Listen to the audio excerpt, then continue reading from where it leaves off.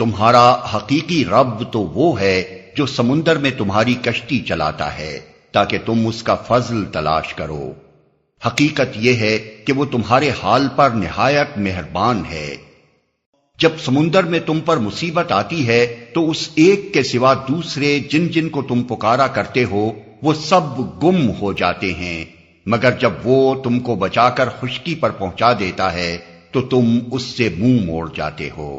انسان واقعی بڑا ناشکرا ہے۔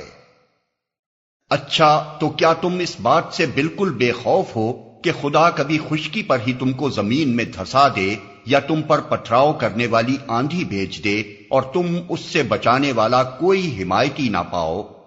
اور کیا تمہیں اس کا کوئی اندیشہ نہیں کہ خدا پھر کسی وقت سمندر میں تم کو لے جائے اور تمہاری ناشکری کے بدلے تم پر سخت طوفانی ہوا بھیج کر تمہیں غرق کر دے اور تم کو ایسا کوئی نہ ملے جو اس سے تمہارے اس انجام کی پوچھ گچھ کر سکے؟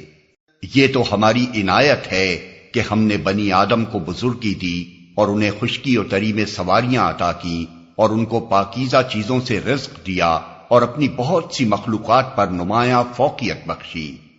پھر خیال کرو اس دن کا جب کہ ہم ہر انسانی گروہ کو اس کے پیشوا کے ساتھ بلائیں گے۔ اس وقت جن لوگوں کو ان کا نامہ اعمال سیدھے ہاتھ میں دیا گیا وہ اپنا کارنامہ پڑھیں گے اور ان پر ذرہ برابر ظلم نہ ہوگا، اور جو اس دنیا میں اندھا بن کر رہا وہ آخرت میں بھی اندھا ہی رہے گا، بلکہ راستہ پانے میں اندھے سے بھی زیادہ ناکام۔